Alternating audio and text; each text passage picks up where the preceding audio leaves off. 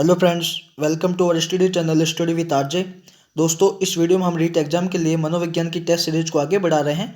ये हमारा test number 6 है। और अगर आपने इससे पहले के टेस्ट नहीं देखे हैं तो मैंने इस वीडियो की डिस्क्रिप्शन में लिंक दे रखा है, उस पर विजिट करके देख सकते हैं। वीडियो को एंड तक देखिए और ईमानदारी के साथ टेस्ट दें। जितना भी स्कोर बनता है वह कमेंट बॉक्स में ज़रूर बताएं। और अगर आप हमारे चैनल पर नए हैं तो इस चैनल को सब्सक्राइब जरूर करें, जिससे आपको वीडियो की नोटिफिकेशन टाइम पर मिल सके। दोस्तों, एग्जाम से पहले जितने अधिक से अधिक क्वेश्चन की प्रैक्टिस करेंगे उतना ही आपको अधिक फायदा होगा एग्जाम में। तो चलिए शुरुआत करते हैं। आज के टेस्ट का पहला क्वेश्चन इस प्रकार है। क्वेश्चन है, गर्भावस्था की अवस्थाएं हैं 2, 3, 4 या 5। दोस्तों, मैं आपको 5 सेकंड का टाइम दूंगा, उसमें आप अपना आंसर बताएं। तो चलिए इसका आंसर देख लेते हैं। तो गर्भावस्था की अवस्थाएं कितनी हैं? इसका सही आंसर है 4। तो ये आपको ध्यान रखना है। आगे चलते हैं। भोजन संबंधी असामान्य व्यवहार क्या कहलाता है? डिस्प्रेक्सिया, डिस्ग्रेफिया, बुलिमिया या कोई नहीं। तो दोस्तों, जो भोजन से संबंधित असामान्य व्यवहार है वह बुलिमिया कहलाता है। तो ये आपको ध्यान रखना है। चलिए नेक्स्ट क्वेश्चन देखते हैं। निम्नलिखित में से कौन सा बालकों के अधिगम एवं विकास में सबसे अधिक योगदान देता है? परिवार, समवयस्क समूह और टेलीविज़न, परिवार, समवयस्क और अध्यापक, परिवार, खेल और कंप्यूटर, परिवार, खेल और पर्यटन। तो दोस्तों, बालकों के अधिगम और विकास में जो सबसे अधिक योगदान देता है वह परिवार, समवयस्क और अध्यापक का सबसे अधिक योगदान होता है। चलिए आगे चलते हैं। वह संधि काल में निम्न में से कौन बाह्य अभिव्यक्ति नहीं है? प्रभुता, सत्ता के विरोधी, विपरीत विरोधी, अशांति, आत्मनिर्भरता के प्रति आग्रही, सक्रिय खेलों के स्थान पर बैठे रहकर खेलना अधिक पसंद। तो दोस्तों, इसमें पूछा है कि वह संधि काल में निम्न में से कौन सा बाह्य अभिव्यक्ति नहीं है? तो इसका सही आंसर है सक्रिय खेलों के स्थान पर बैठे रहकर खेलना अधिक पसंद। ये इसका अभिव्यक्ति ये नहीं है। चलिए आगे चलते हैं। दल या गैंग का सदस्य होने से समाजीकरण उत्तर बाल्यावस्था में बेहतर होता है। निम्न में से कौन सा कथन इस विचार के विपरीत है?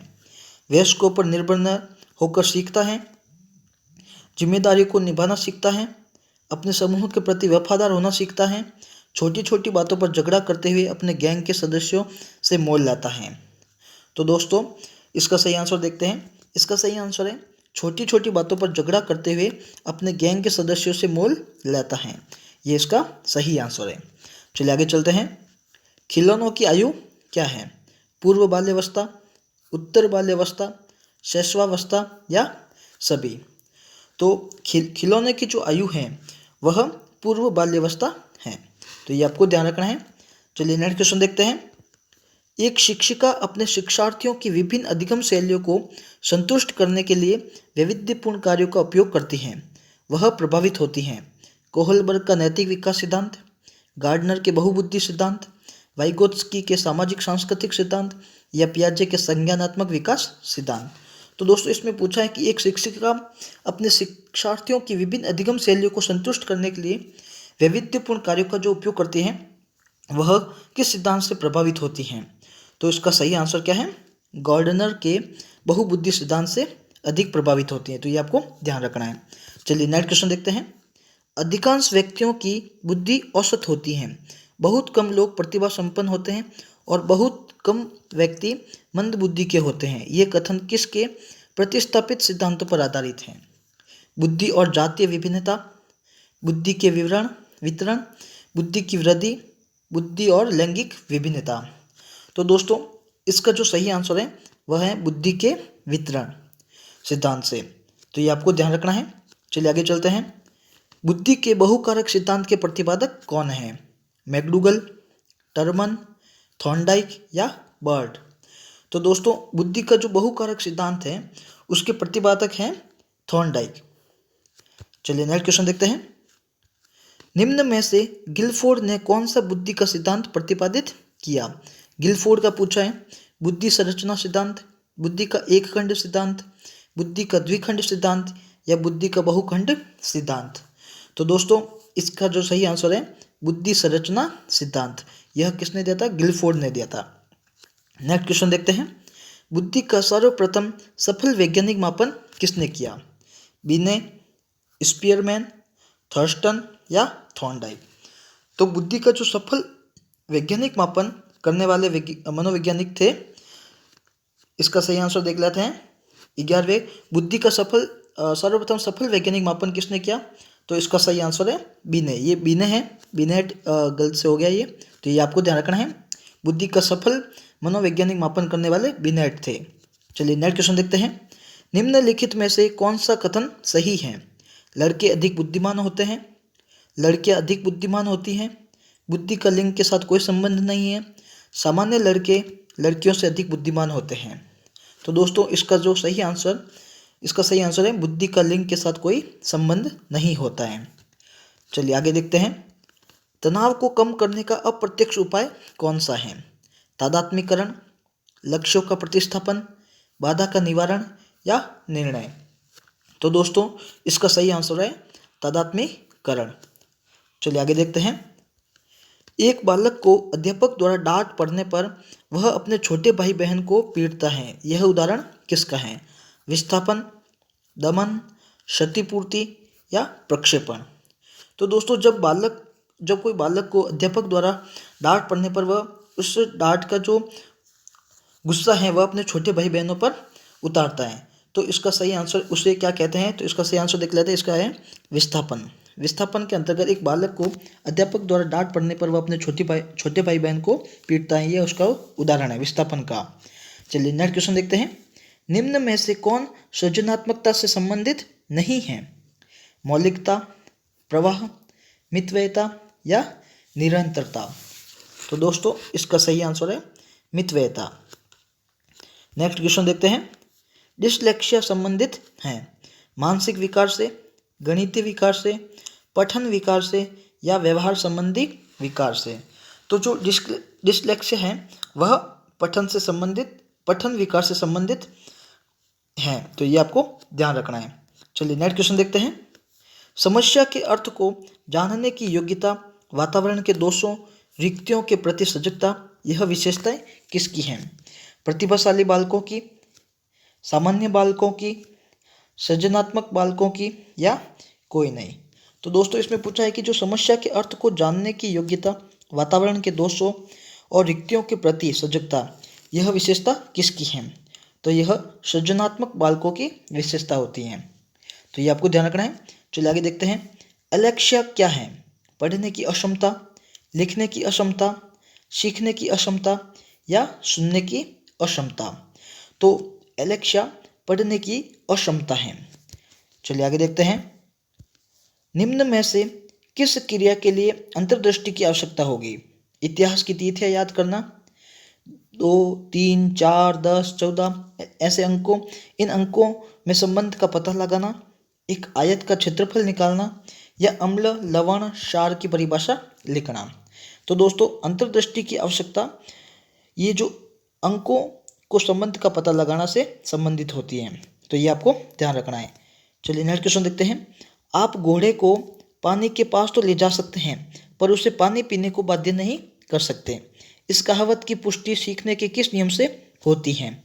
अभ्यास का नियम से, तत्परता के नियम से, प्रभाव के नियम से या उपयोग के नियम से? तो दोस्तों इसका जो सही आंसर है वह है तत्परता के नियम से। देखिए दोस्तों इसमें क्या पूछा है कि आप घोड़े को पानी के पास तो ले जा सकते हैं लेकिन उसे पानी पीने को बाध्य नहीं कर सकते हैं, तो इस कहावत की पुष्टि सीखने के तत्परता के नियम से संबंधित है, तो ये आपको ध्यान रखना है। नेक्स्ट क्वेश्चन देखते हैं। निम्नलिखित में से सीखने के लिए अभिप्रेरित करने का सबसे उपयुक्त तरीका कौन सा है? दंड का भय, पुरस्कार का प्रलोभन, यह बताना कि यह प्रकरण बहुत महत्वपूर्ण है या कोई नहीं? तो दोस्तों इसका सही आंसर है यह बताना कि यह प्रकरण बहुत महत्वपूर्ण है। चलिए आगे देखते हैं। अभिक्रमित अधिगम मॉडल का जनक कौन है? आशुबेल, पियाजे, हल या स्किनर? तो अभिक्रमित अधिगम मॉडल के जो जनक है वह है स्किनर। चलिए नेक्स्ट क्वेश्चन देखते हैं। कोई बच्चा नवीन व्यवहार को खोजता है, कैसे खोजता है? सीखकर, सुनकर, देखकर या अनुभव करके? तो दोस्तों इसका सही आंसर है सीख कर कोई बच्चा नवीन व्यवहार को खोजता है। सीख कर ही कोई नवीन व्यवहार को खोज सकता है। चलिए नेक्स्ट क्वेश्चन देखते हैं। क्रो एंड क्रो के अनुसार अधिगम क्या है? मात्र ज्ञान, मात्र अभिवृत्ति, ज्ञान और अभिवृत्ति या अनुभव। देखो दोस्तों, क्रो एंड क्रो के अधिगम यह ज्ञान और अभिवृत्ति से संबंधित है। मतलब ज्ञान और अभिवृत्ति से अधिगम प्राप्त किया जा सकता है। तो ये किसने कहा था? क्रो एंड क्रो के अनुसार। अभिवृत्ति का इंग्लिश नाम भी आप याद रखें, इसका इंग्लिश वर्ड होता है एटीट्यूड। तो ये आपको ध्यान रखना है। चलिए नेक्स्ट क्वेश्चन देखते हैं। यदि शिक्षक कक्षा में शिक्षण के समय कोई गंभीर त्रुटि कर जाता है तो उससे निम्नलिखित कार्य करना चाहिए। वह अपनी त्रुटि को तुरंत स्वीकार कर ले, वह इसे भूलने का प्रयास करे, त्रुटि करे और भूल जाए, उसके प्रति अज्ञान बन जाए। तो दोस्तों, जब एक शिक्षक कक्षा में शिक्षण के दौरान कोई गंभीर त्रुटि कर लेता है तो उसे वह अपनी गलती को या अपनी त्रुटि को तुरंत स्वीकार कर ले। यही उसमें उसका सही आंसर है। चलिए नेक्स्ट क्वेश्चन देखते हैं। शिक्षक की निम्नलिखित विशेषताओं में से कौन सी श्रेष्ठ कक्षा अनुशासन में सहायक है? आकर्षक व्यक्तित्व, अच्छा आचरण और मोहक मुद्राएं, प्रभावी शिक्षण या सादा जीवन। तो दोस्तों, इसका सही आंसर है प्रभावी शिक्षण। चलिए नेक्स्ट क्वेश्चन देखते हैं। जब एक छात्र विषय में पढ़ने में अरुचि का प्रदर्शन करने लगे तो शिक्षक को तुरंत निम्नलिखित उपाय करना चाहिए। उसके गृह कार्य में कटौती, प्राचार्य से शिकायत, वास्तविक कारण की खोज या नवीन शिक्षण कार्य प्रदान करना। तो दोस्तों, जब कोई एक छात्र के विषय के पढ़ने में अरुचि का प्रदर्शन करने लगे तो शिक्षक को तुरंत उसके वास्तविक कारण की खोज करनी चाहिए। तो ये आपका सही आंसर है। चलिए नेक्स्ट क्वेश्चन देखते हैं। उस शिक्षक को सबसे सफल समझना चाहिए जो कि पाठ की व्याख्या कर सके, पाठ्य पुस्तक को ठीक से पढ़वा सके, विवेचन प्रारंभ कर सके या विद्यार्थियों को प्रेरित कर सके। तो दोस्तों, इसका जो सही आंसर है विद्यार्थी को प्रेरित कर सके। चलिए नेक्स्ट क्वेश्चन देखते हैं। शिक्षण एक प्रक्रिया की भांति सम्मिलित करता है। केवल विद्यार्थियों को, विद्यार्थी एवं शिक्षक, विद्यार्थी शिक्षक एवं माता, विद्यार्थी शिक्षक एवं पाठ्यक्रम। तो दोस्तों, शिक्षण एक प्रक्रिया की भांति विद्यार्थी, शिक्षक और पाठ्यक्रम को सम्मिलित करता है। चलिए नेक्स्ट क्वेश्चन देखते हैं। शिक्षा एक त्रिआयामी समन्वित रूप है क्योंकि इसका अंग होता है एक शिक्षक, विद्यार्थी, पाठ्यक्रम या उपयुक्त सभी। तो दोस्तों, शिक्षा एक त्रिआयामी समन्वित रूप में ये तीनों ही हैं जो सम्मिलित होते हैं। इनके अंग होते हैं शिक्षक, विद्यार्थी और पाठ्यक्रम। तो इसका सही आंसर है उपयुक्त सभी। तो दोस्तों, ये आज के अपन 30 इंपॉर्टेंट क्वेश्चन थे साइकोलॉजी के। मुझे पूरा विश्वास है कि आपने ईमानदारी से टेस्ट को देखा होगा और अपना जो भी स्कोर बनता है वह कमेंट बॉक्स में ज़रूर बताएं। अगर ये वीडियो आपको अच्छा लगे तो इसको लाइक, शेयर और सब्सक्राइब जरूर कीजिएगा। धन्यवाद।